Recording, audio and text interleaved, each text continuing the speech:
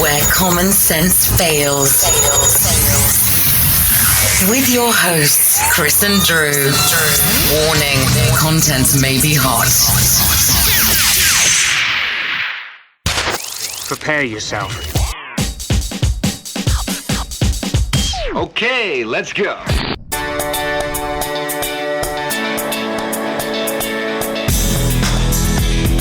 Hi listeners, and welcome to another episode of Where Common Sense Fails. We're going to start this episode where we left off at the end of episode 3, where we were just about to talk about Drew's wedding and his booking of the George Michael impersonator, the UK's number one. So we're going to start there and see what you think.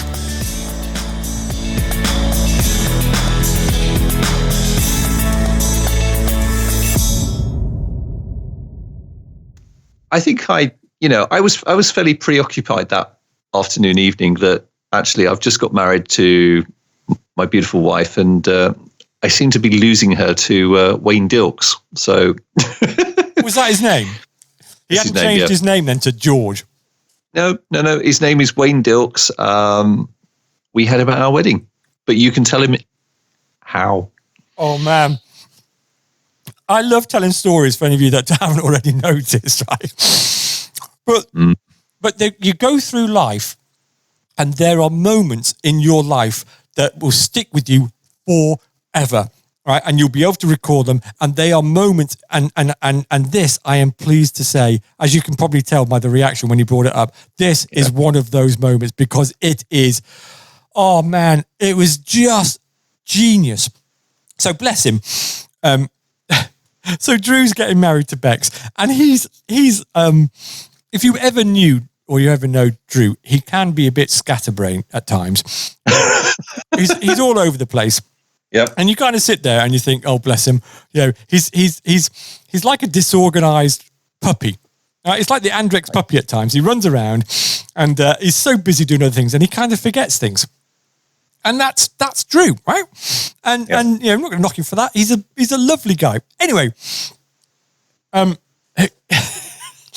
so he's getting married, and he tells me this story. He goes, "Oh, you know what, Chris? Because I'd met Bex a few times, and I'm into my 80s music, and Bex was like, oh my God, this guy, I love his music and these playlists." So I kind of hit it off with Bex early on, right? Because it was through our love of music. Especially 80s music. And so, and especially George Michael and Wham. So Drew tells me that as a surprise, he's booked the leading George Michael impersonator. Right? And it's a surprise. And he sent him, and he sent an email. I don't even know what the guy's name is, but he was the number one, right, George Michael impersonator in the UK. And he says to me, he confides in me, because I was going to be an usher at his wedding. So he says, "Oh, Chris, I've only going to book it. It's going to be a great surprise. Don't tell Bex." I'm like, no, I won't tell Bex. So he tells me that. I'm going, oh my God, what? That's a fantastic. She's going to love you. Well, not she does, but she's going to love that sort of, the number one. I don't even know what his name is, but let's just call him George. The number one George impersonator in the country. And I'm sitting there going, oh my God, you know what? What a guy. How you've managed to do it, Drew, I do not know, but boy, what a guy. Anyway, so a few months passed because he said, I've got it all out the way. And this was, I don't know when the exact date this was, but it was probably about 6 months ahead, right? Because, the number one George impersonator, you need to get in there early, otherwise he gets booked out. Anyway, I then get a phone call from him. Not the George impersonator, Drew, about 2 weeks before. 2 weeks before. 2 weeks before the wedding. So can I? Go on. Okay, I need to give his name. So the phone call, the person that I booked was Rob Lamberti. Rob Lamberti. If you're out there, and Rob. Sony actually used him as a decoy. Oh my God. See what I mean, guys? So Drew had done this investigation and he'd done his research and he'd booked the one, right? Anyway, so we're now countdown 2 weeks. Countdown minus 2 weeks or thereabouts. I get a panicked Boyton on the phone. Oh my God, you'll never guess what. What? You need to help me out. What's gone wrong? Oh, I'm so busy. I emailed that George Michael impersonator? Yeah. And he responded, yeah. And I didn't bother opening it up properly because I just saw, the sort of preview on the email. It said, thank you for your email. And yes. And I just assumed that was it. He's booked. And then I've only just opened it, right? And he's gone, yes, thanks for your email, but no, I can't do it. I'm booked up. So now, if you can imagine Drew is running around like a headless chicken going, what am I going to do? What am I going to do? I had this all planned up. It was the big thing for the evening and everything else. Now, I'm sitting here going, all I could think of was, oh my God, what's going to happen? And like Drew, bless him, was now on a high with his drugs. He's like sitting there going, oh my God, what am I going to do? He's running around. Anyway, bless him, the resourceful guy that he is,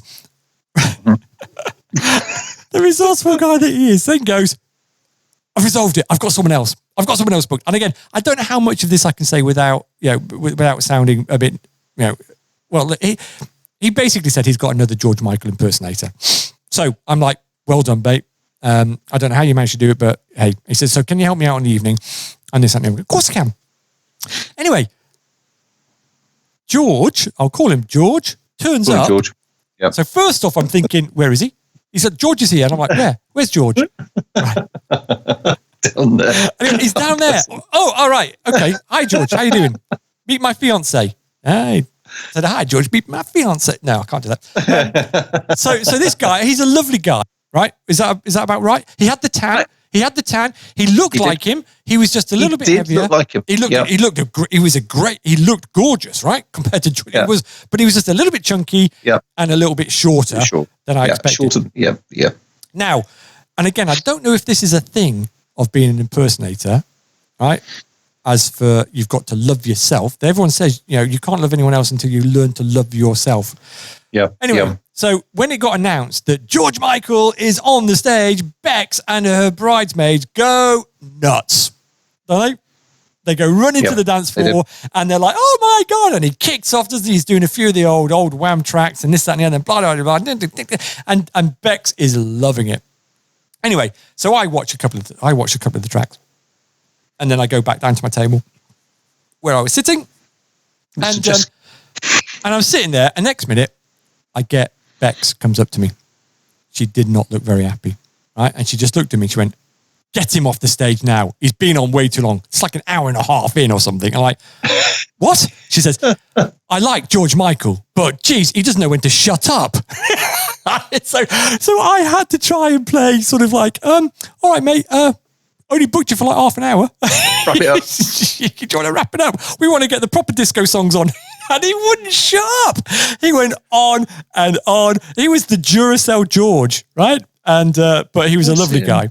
But that was a great and the whole wedding was just great. And I remember, can I say a couple of other stories about the wedding? Maybe. Can I just add to this while we're talking about George?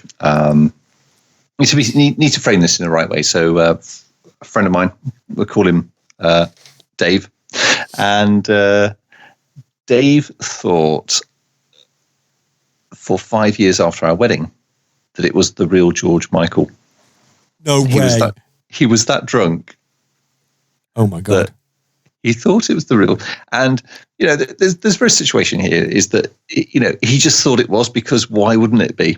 Was his way of explaining God, he must have thought George Michael had really hit the skids if he's now doing weddings, bar mitzvahs and everything else, right? No. Yeah, I think it's something to do that he put two and two together and thought Rebecca's dad loves her that much that he would do this for her, and he would actually secure George Michael for his daughter's wedding. Well, that's how he framed it. It would only cost a couple of £1 million probably, right? Well, yeah. Yeah, but in his drunken mind, he thought he'd seen the real George Michael, and he'd actually gone round telling people. I did not know that. That's quite amazing. Yeah, that's poor Dave. Anyway, what's the other stories from the wedding? So there are three memories I have from that wedding. Yep. Number one, I was at a table. I wasn't top table, by the way, everybody. I think I was like number 12 or something. I was way down the list. It was in no particular order. But anyway, I was at this table and I as you, again, probably are aware, I talk quite a bit and I'm trying to engage people around the table. And I'm talking to this lovely lady who's next to me all the way through the meal. Can you remember her name? I can't remember her name, but she was a lovely lady. Jessica. Hi, Jessica, if you're ever listening to this, because I thought you were a lovely lady, you and your husband, and chatting all the way through the night. And it's only when you get to that, ties off, buttons undone type of thing, and you're relaxing and everyone's dancing and everything else. And then she says to me, how's your playing going? I'm like, sorry? Well, you're the cello player, aren't you?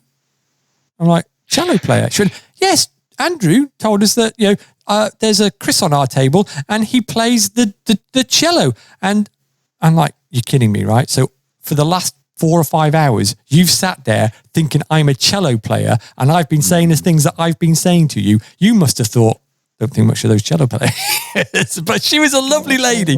Who was the cello player? He was called Chris. I think he was on another table, or he was sitting opposite you. Well, so Chris, I do apologise, Chris, the cello player, for impersonating you, because poor Jessica for 4 or 5 hours thought that I was you. She was dizzy. Do you still speak to her? Yeah, I do. And I was just thinking about one of the stories that happened after the last time I saw her, with the when I got propositioned. Oh my God! When I came out of the train station. Yeah. Are we going to go further with that or not? We could always edit it, couldn't we? So, okay. This is one for the listeners. This could be a cliffhanger. Well, this could be a cliffhanger, but, we could edit it and just see, just get a response on this one. I got stopped. It was very late night, just come back from Birmingham and rather Solihull. And I got off the train station, walked home. And on the way home, I heard some footsteps coming up behind me, and it was clearly a woman, because the lightness on the feet and the clippity-cloppity sandals or whatever she was wearing. And she sort of grabbed me by the arm, started talking to me, and she seemed a little bit agitated anyway. She clearly was after something. She was seeking something, and I thought it was just walking to town because she was scared because it was late. And she started propositioning me to. Whoa! Stop right there. She propositioned you to, and I want you to say one of 3 things, because what we could do with this one is we could say to people, we could cut it at that point, cliffhanger. Yeah. Did they proposition A? Ding, ding, ding. Yep. B. So say that. So, listeners. At this point, I thought to myself, shall I cut it and shall we make this a bit of a cliffhanger? But when I listened to it back, I just thought, no, you've got to listen to poor Drew when he's trying to describe this. And so I just kept the bits that were going to end up on the cutting floor as part of the broadcast. So I hope you enjoy it like I did. Okay, did she proposition me A? To walk me home because I looked vulnerable because I've been drinking. Did she proposition me to go home with her because she found me dazzling and she'd just seen me come off the train or saw me on the train? Or was it C, something else? Something along the lines of, can I offer you some services? We can do that again. ABC offering me. I think that's brilliant. Do that again. Right? Because what was it A? Do? Yep. Was it A, walk me home? Was it B? Yeah, don't think like you're thinking on the fly, mate. You've got to have an answer. Yeah, Come on, make it sound like it's rolling off the tongue. Do it again. Take again. Clapperboard. Right. Give me clap. Right, take 3. Was it A, walk me home? Was it B, take me for a drink? Or was it C, offer me sex? That's great. Yep. So what we're going to do there, I'll cut that so that that can be our cliffhanger, and all will be revealed as to what option he got propositioned for, and the story will continue in the next episode. Well, bit of a cliffhanger. Actually, I think we might need to do it again, because actually, just thinking about it. So, was it A, go for a drink? Was it B, walk me home? Or was it C, paid for sex? That's fantastic. And then what we can do is we'll wrap that around listeners. Yep. I think what would be great is feedback. What do you think Drew got propositioned for by a woman at the train station? Was it in Leamington Spa? It was, and I think we need to build on this because what was? Well, we will build on it because what was Drew's response? Because and clearly, this could be a whole new feature. Yep. Because so clearly she offered me she was offering sex. So, what was Drew's response? Was it A, or what was my response? Was it A, ignore her? Was it B, say, absolutely, how much is it? Or was it C, here's 15 quid. That's all I've got in my pocket. For what? You were trying to negotiate with her? No. I just gave her 15 quid. You just gave a lady of the night 15 quid for nothing? Yes. Have you not heard this story before? Yes, I'm playing along for the listener's perspective, mate. You know what? I'm sorry, everybody. I am trying to make it interesting for you, the listeners, right? And I'm sitting here and I'm trying to play along and, and he's looking at me and he's going, I've never told you this before. Yeah, you have. And I'm just trying to play innocent, to try and get some questions. But anyway, so was she ugly then? No, actually. Or was it your morals? It was my morals. And actually, yeah, do you know what? It was, it pressed a few buttons. I mean, the answers I did feel sorry for her. Yeah. Did you feel sorry for her because A, she was asking you for sex, B, she was a lady of the night, or C, she had a hole in her dress and she looked undernourished? Yeah, apparently she had kids at home. That sort of made me feel, she played the what it was. She had to put up she had to put some money on the electricity card top up thing. That's what she said. Right. And again, shout out here for anyone that wants to try and hit on Boyts and get some money out of him. Just give him a sob story. Joe, tell him that you've run out of electricity. And you need some money on your meter, and you never go, he might give you 15 quid. And building on this... Come on.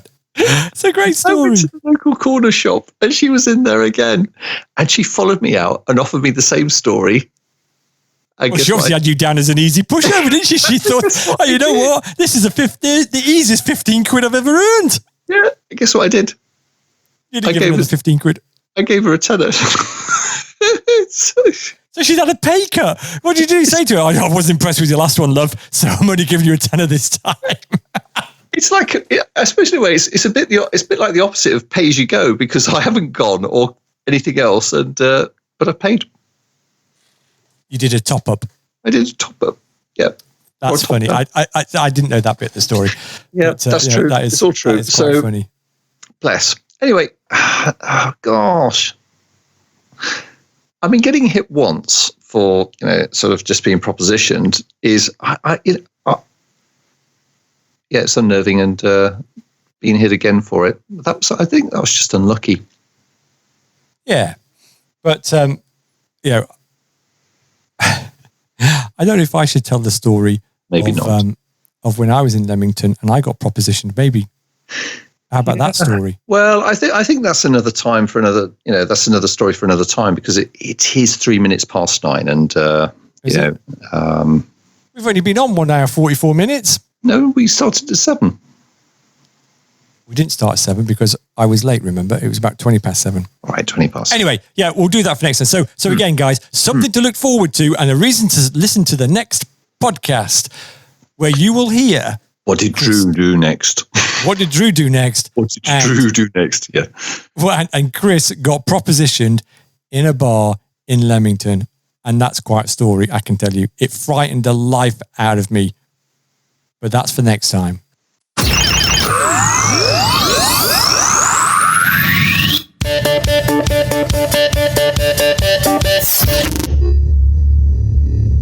Well, it's listeners, that's it for this week. It's just a short one, just to finish off the story about the wedding singer from last week. But stay tuned for next week's.